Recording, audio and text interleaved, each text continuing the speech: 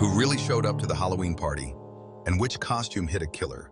Marlowe must peel back masks, both literal and emotional, to stop a murderer dressed as a devil and a lover dressed as a witch. It was Halloween in Los Angeles. The goblins were out, and so was a killer. The man I was supposed to protect showed up dead, and the green-eyed witch standing next to him had secrets buried deeper than the Pacific. Hi, I'm Danny Bull, and what you are about to listen to is The Green Witch, an episode from the adventure of Philip Marlowe, a full-cast dramatized radio series on crime, narcotics, murder, spy, thriller, and noir mystery.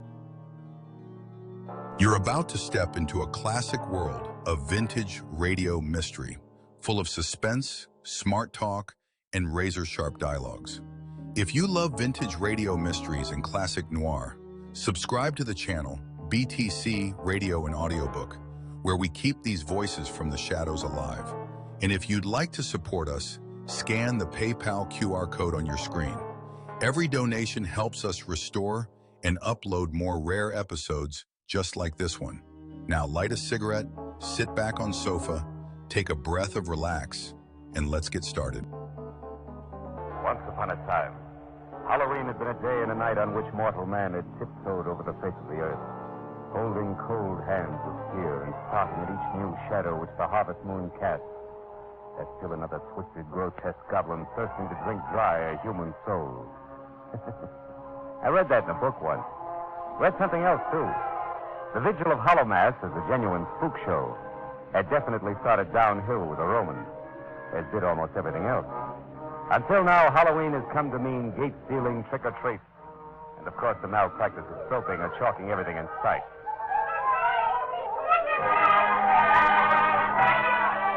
So today, unless you're really on your toes or under 12, and I'm neither, the 31st day of October 1949 could easily have appeared as just that and no more, until a worried man named John Bishop entered my office.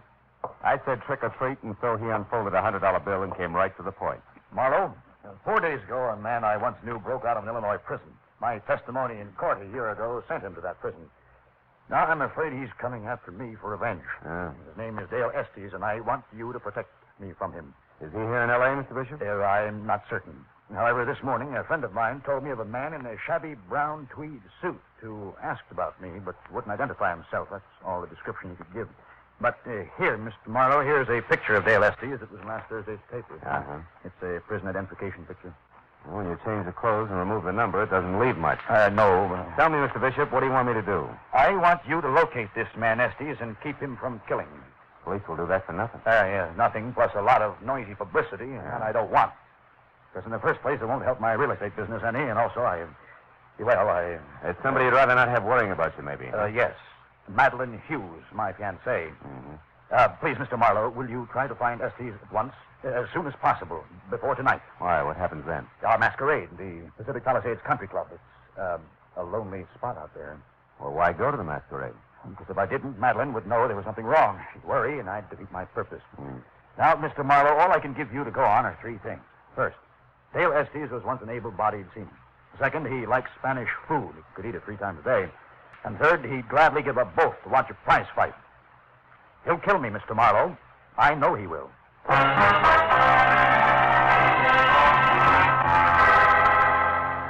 Maybe the magic of Halloween night had something to do with it. I don't know. But when I started looking for an escaped convict who might possibly be someplace in the sprawling city of Los Angeles with murder on his mind, things began to change. First, it was 10-year-old girls prancing around in their mother's high heels, lipsticks, and affectations. Then gangling boys screaming home from school via the great mischief route. That much was fun. Then it got dark everywhere. The kids went home and took their laughter with them. And I went looking for Dale Estes. I seemed to meet people who wore everyday faces that I was sure could be masks. People like the old lady who ran a Spanish restaurant located off a crooked alley below the street level. It started with her at the entrance to her damp, cold cave. No, senor. I did not ever see any man like that picture. But if I were you, I would look for him no further. There is death in his face, senor. I know.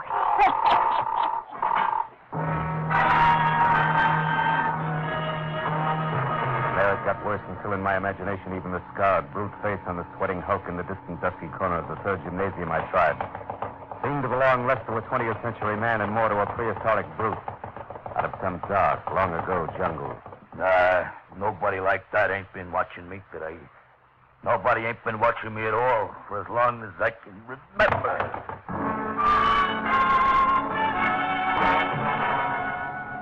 And finally, after 2 hours along the Santa Monica fishing piers, 100 withered pounds of ancient mariner staring out to sea had more to say. Yes, I know Estes. Estes was standing next to me when the boiler exploded that night off New South Wales. He was killed. But I told the skipper all about that once already. His name was Estes, too. And so was the first mate, Dale Estes. Everybody's name is Estes.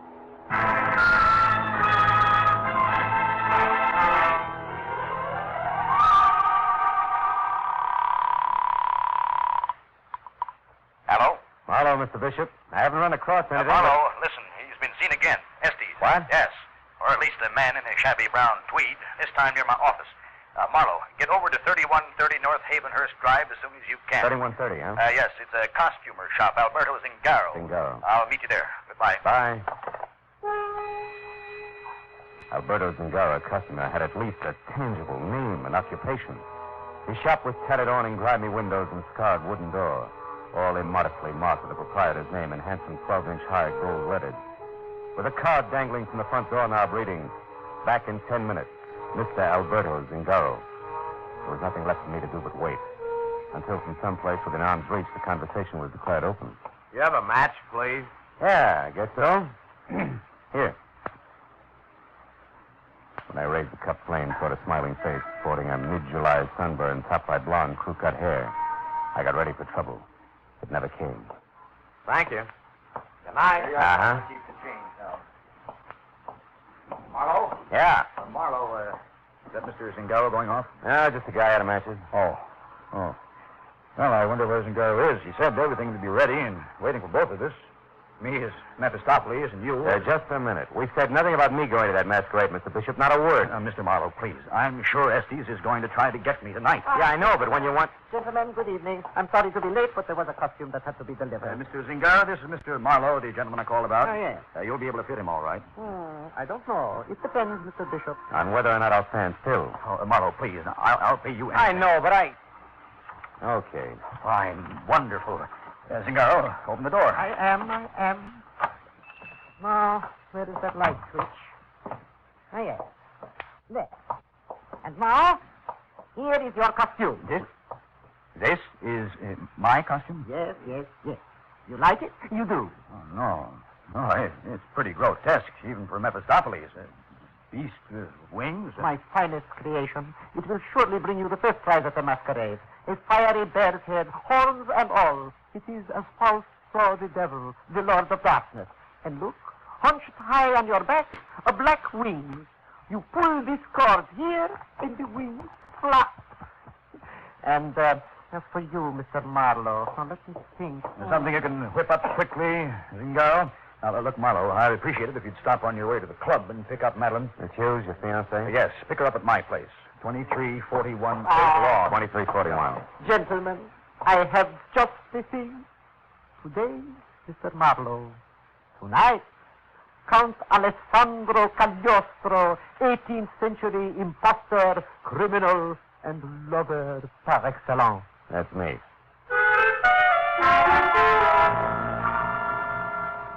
All in all, it was another hour, and I was just about rid of the afterglow of the day's goblins when I finally pulled up and parked in front of John Bishop's neat redwood and glass square in suburban Pacific Palisades.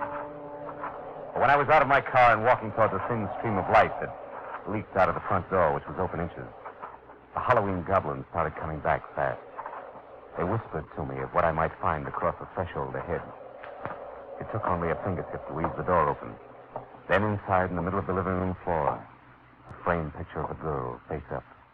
The glass over it smashed into a huge starburst, and around the edges, a trickle of blood. Ah, but the girl was beautiful. Hair spun from a red sunset. skin as smooth as warm honey.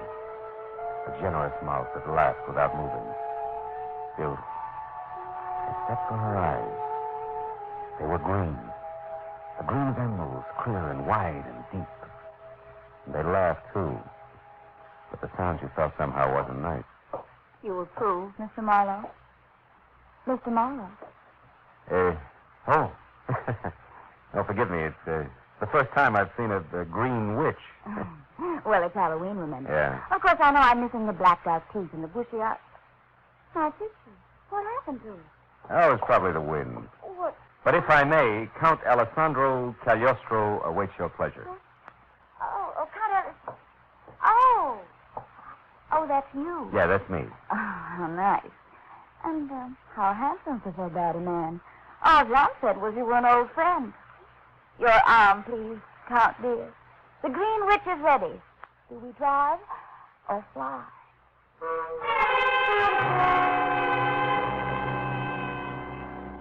Satan himself couldn't have done a better job in the West Palisades Country Club.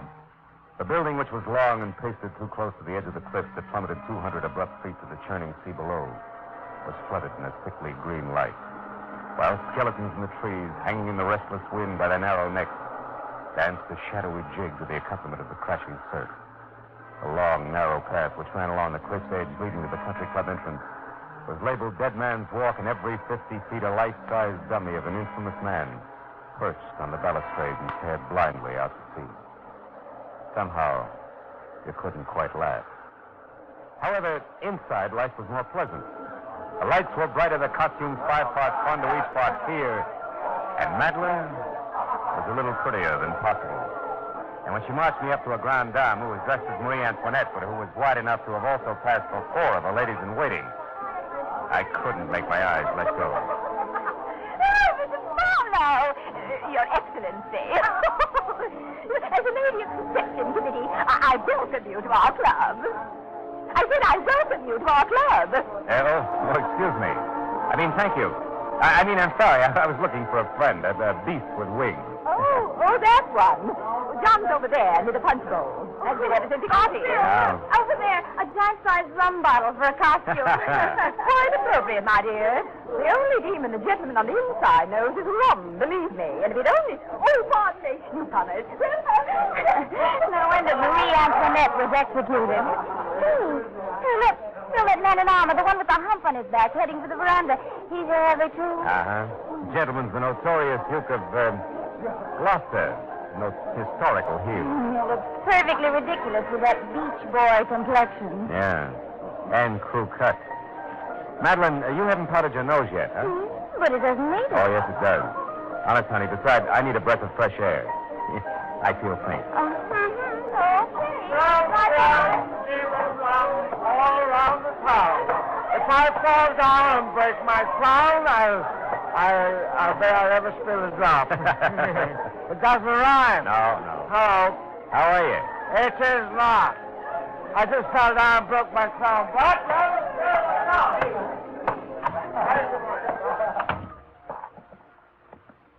Say, Duke. yeah? Duke, I'd like to talk to you a moment, please. What? Talk to me? Who are you? Say, I can't tell. Your mask's pretty good. Quite deceptive. Yeah, well, maybe I can help you. For one thing, I'm an international villain of sorts, but another, just a nice run-of-the-mill guy. The kind who'd never refuse a stranger a light, remember? What? Oh, are you the guy? Yeah, the guy you asked for a light when he was standing in front of Albert Zingaro's costume shop. And before you can start talking about how small a world we live in or start lying about how natural your appearance was there, let's have the truth. Come on, Tin Pants. Was it because of Dale Estes? Dale Estes? You slipped. All right. What's the difference? Yes, it was because of Estes. I know that he's an escaped convict. I also know he's the one way I can get Madeline away from that worthless Mr., shall I say, Bishop? Or would you prefer the full name, John Estes? Bishop and Estes are related? Yeah, like in brothers. Oh. Thanks, Duke. I'm much obliged. Hold on. Where do you think you're going? Keep your hands off, Iron Man. Your face is hanging out, you know. You'll not interfere. Not if I have... Get your hands off!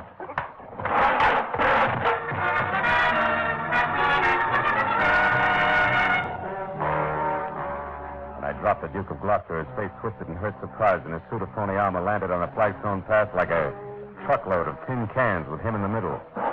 He was still clanking as I left him and went back to the ballroom where I spotted my client, the beast with wings at the punch bowl again, making himself even more hideous looking by pouring punch down a slit in his neck under the long papier-mâché chin. When I got close enough to speak his name, he spun toward me like I'd stuck a pin in him. What? What do you want? Hey, you're getting pretty jumpy, Bishop. You better take it easy. Also, you're getting a little thick-tongued. Don't you think you're riding the punch bowl too hard? That's really none of your business, is it? Certainly is. This is my business, too. You hired me to protect you against Dale Estes. But you didn't say one word about Estes being your brother. How about it? Well, I didn't think it was necessary. How'd you find out? From your sunburned friend with the crew cut, the hunchback in armor. Oh? He's been checking up on you because he doesn't think you're worthy of Madeline. Oh, that's so. Mm-hmm. Where's Madeline now? I think a broom saddle, maybe. I don't know. Room? Oh, yeah. I better go find her. Listen, I think things are going to be all right. You can take it easier from now on. What gives you that idea, Bishop? Well, nothing's happened so far. Maybe nothing will. I'll check with you later. Don't tell you so. I simply must tell you. It's a scream. Now, Fred, what's got you funny bone, Marie? Well, Harry there. The bottle, you know, a demon rum. Uh-huh. Well, he just told me that one of our wax statues out of the terrace is bleeding. Oh, is that terrific? Yeah. Oh, it's being loaded. Wait a minute. I saw it. Now, nobody believes me, but I'll tell you anyway. It's bleeding. Real blood to it. That's too much. It's all right to have decorations, but using real blood is going too far. Well, you're going too far, Harry, with the punch as usual. You better leave it alone, or God will get you before the accident. Wait. Nobody believes me. Hey, you believe me, pal. Got a wax tummy bleeding? Not really, Harry. Well, you should, because I saw it. The one way down at the end by the stairs. The one in the brown tweed suit. Bleeding real blood out of a gash in Brown his chest. tweed suit. Oh, it was dreadful. Wait a minute. Did you say brown tweed suit? Did I say brown? Yeah, brown tweed suit. Yeah, but that's nothing. The real blood is the important. Hey, you believe me? Yeah, come on. Okay, come on. It's right over there, pal. Behind those bushes over there. Come on, you'll see. Nobody believed me when I do it. Well, where is it? Hey, it's gone somebody when I moved it on me. Oh, no. Oh, listen, it was right here, propped up against the railing. It had a hat pulled down over his face, but I could see the gash in his neck from the light there on the top of the All right, stairs. come on, Harry. Let's get... Hey, wait a minute, Bottle. You can be right. Well, what do you mean? What's There's the blood matter? here on the rail. Look, tell me, do those stairs go all the way down to the water? Oh, well, yeah, but an awful climb, better than 200 feet. There's the little boat landing down there. My guess is there's more than that down there now, Harry boy. The bottle of rum stared at me out of the peak holes in his label until I started down. Then he insisted on following. The stairs, chopped from solid rock along a natural path that wound over the face of the cliff, were steep and rough and slick, from wisps of fog that moved me twistily across them like wet, nervous fingers. But the bottle behind me was enchanted just enough to slip and skid with every step and still managed to keep its footing. Halfway down, we saw a crumpled hat, only a teaser to what we found at the bottom in the winking yellow light of the lamp on the boat landing. He had struck on his face after plunging down 200 battering feet of jagged cliff. All that was left of the man in a brown tweed suit. The rum bottle costume beside me was still intact. But the little man inside of whose liquor was wearing thin was beginning to come apart. That's real funny. Some joke on the rest of them up because that's no wax dummy there. That's a real man. It was a man. I don't feel very Pull well. yourself together and give me a match. Yeah. Boy. Yeah. Fall like that can do a lot to a man's face. Hey, this guy looks familiar to me. From the back here, he looks like John Bishop. He should. It's his brother. I wonder if Bishop figured things would be okay from now on. Huh? What do you... Hold it. Listen. What's the matter? I didn't Shut up, hear. will you? I didn't hear. Yeah, somebody's coming down the stairs. Get over there out of sight and keep quiet. As I made for the foot of the stairs, I looked up in time to see a hunchback monster in armor half hidden in the writhing yellow mist duck back from the edge and ease himself down the stairs. It was the Duke of Gloucester again asking for another punch on his suntan jaw. So I took the slippery steps two at a time as far as the first blind corner where I found out that he beat me to it. That evens us up, mister. Not for long, Bud. I'll trick your head off next time. I knew you meant trouble. Now I know what kind. That's enough out of you. Stand still. What? A gun? I know you don't. You killer. Sudden lunge in the dark caught me off guard, and my .38 went spinning away into the night as he turned and ran. The fog in the night, coupled with a useless 3-minute search for my gun, was all he needed. By the time I got up to the clubhouse terrace again, the Duke was gone. I was met instead by the ever-merry Marie Antoinette, only this time without giggles. What on earth is going on out here anyway? Plenty, baby. Did you see that phony hunchback, the Duke of Gloucester? See him? Oh, I certainly did. Oh? He practically ran over me, shouting something about a phone call. Oh, when I see that brute running Where'd he go? around- Inside? Don't you boys know it's dangerous? Later, baby, later. Right now, I want to know... Hey, wait a minute. That bracelet there on your wrist, where'd you get it? Well, it's the band of the Ladies' Auxiliary of the West Palisades Minutemen. The what? The City Settlement Club. Look, do all members have a thing like that? Of course. It's got the club crest on it here. The ladies have bracelets, and the men... I know what the usually men wear. I just saw one. If it means anything like I think it does, I better find Madeline Hughes, but fast. Have you seen her? Madeline? Well, now let me see. Yeah, she's the witch, the green witch. Yes. Well, the last time I saw her, she was walking down toward the fountain with that wonderfully horrible Mephistopheles. Oh, she and John Bishop are a perfect couple tonight, don't you think? But I think right now would scare you cross-eyed, sister, but thanks for the tip. I'll see you. I ran past the row of wax ghouls guarding the terrace railing and over to the gate where the flagstone path started. And I walked as fast as I could without stirring up echoes, down into the little sheltered alcove where the fountain was. There I saw them standing close together beside a pale marble bench, half hidden in the shadows. A beautiful green-eyed witch and a horned nightmare with huge, leathery wings hulking over Will you her. listen to me? Don't make up your drunk. I've never seen you like this before. Well, I've got reasons. Dale is here in town right now. What? Yes. That means one thing. He's found out about us.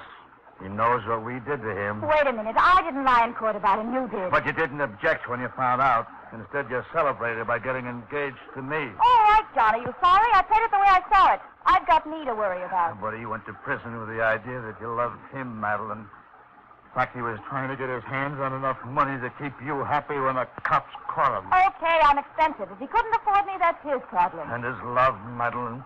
Whose problem was that? John, what are you doing? John! I'm not John, Madeline. I've already taken care of John. I'm Dale, and you really are a witch, Madeline. So I'm going to strangle the life out of you like you did me. Hey, Estes. Stay back, you. Take one more step, and I'll plug you. Just a laugh, Estes, because it won't do any good. You're trapped here. Yeah, well, I'm going to get you, Nosy.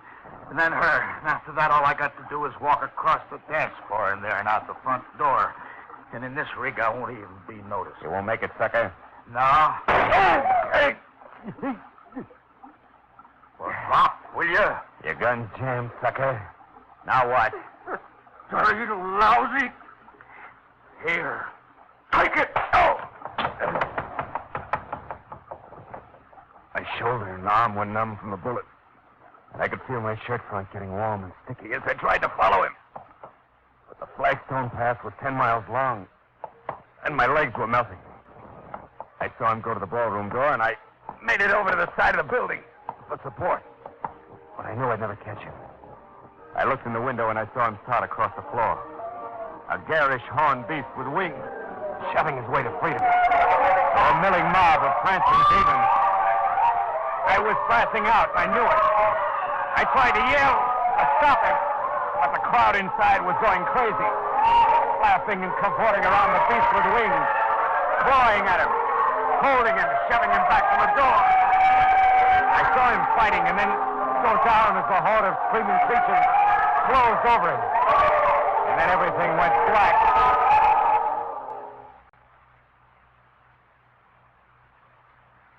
Marlowe? Marlowe! Are you awake, Marlowe? I won't stay long. I just want to thank you for saving Madeline's life. Oh, Duke of Gloucester, huh? Well, I'm really just Bruce Wiley. The doctor said... Doctor, what is this? Where am I? Santa Monica Hospital, Marlowe. You were shot, remember? 4 hours ago at the Halloween party? Oh, yeah. Dale Estes, he got away, huh? Got away? No, he didn't. I just came from police headquarters where Estes confessed. Want me to tell you about it? Yeah. As far as I'm concerned, I dreamed it. Well, Estes killed his brother, John Bishop, out in the terrace before the dance began. He traded his brown tweed suit for Bishop's Mephistopheles costume so he could move around inside. Yeah, that's right. Almost was caught there by little Harry, the rum bottle, remember? Mm-hmm. But when the coast was clear, Estes threw the body over the cliff and went in to dance in Bishop's Mephistopheles costume. Fine Madeline, yeah. Now, look, I know this already, but after he shot me, it was a cinch to escape. That's where it gets fuzzy. What happened then? Brother, as handsome a piece of irony as I've ever seen. The Mephistopheles costume that Bishop wore. Don't tell me. Yeah. Won first prize. That's all. The crowd wouldn't let Estes leave until he received the award and unmasked. Oh, it's quite a scene. Police I called when I thought you were a killer showed up to take him away. Then we found you and Madeline out on the terrace and brought you here. And a happy Halloween to you, too. How's Madeline? Fine, thanks to your efforts. She's waiting outside now. I'll send her in. Huh? She's awake now, Madeline. Oh, okay. Don't wait for me, Bruce. Hello, handsome. Hello, beautiful. Your throat's bruised. Yeah, it could have been worse. You figured it out just in time. Dale even had me fooled. His voice was so good. How'd you manage it? Yeah, the corpse was wearing a wristwatch band from the Palisades Minutemen Club. It gave me the switch. When I knew it was Dale in the costume, I figured his only reason for impersonating his brother would be... And you didn't even have a gun when you cut in on him. That took a lot of nerve, handsome. Thanks. Don't mention it. Where'd you get the license you leave? Not so fast. You heard some pretty bad things about me tonight, and probably thought up a few of your very own. Matter of fact, I did. You got that kind of face. Cast spells. Gotta be careful with it, baby. Now, will you catch the lights on your way out, please? In a minute. I'm going to tell you something first. I've been sent scared into me tonight, and I've been thinking things are going to be different from now on. Yeah? Who's next, Bruce Wiley? I haven't decided. But whoever he is, Marlowe, he'll be the only one, and he'll know exactly where he is. Does that help? I'll have to see it happen first, baby. Okay. I'm going to wait for a while, but I'll be back. Watch for me next Halloween. Yeah, would you catch your lights? I'll catch the lights on the way out.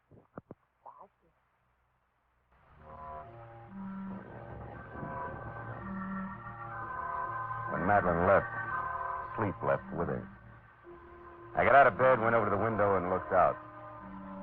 The sky and the ocean were still dark. But over in the east, the first glow of dawn was starting on the horizon. And the goblins flew screaming into the mist until next Halloween. At that moment, something moved across the fading moon. Something that looked very much like a beautiful witch, with hair red as a sunset and cold green eyes. And then I saw something else on the white sand of the beach. A discarded witch's costume in green, and beyond it, just for a moment, I thought I saw Madeline leaning against a rock and looking out to sea. I never found out if it was Madeline or not. Because then the sun came up, and she and the costume and the night were gone.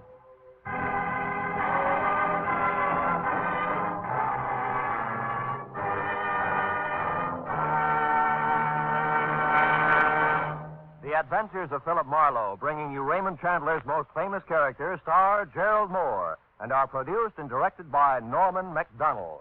Script is by Robert Mitchell and Gene Levitt. Featured in the cast were Eve McVeigh, John Daner, Paul Freese.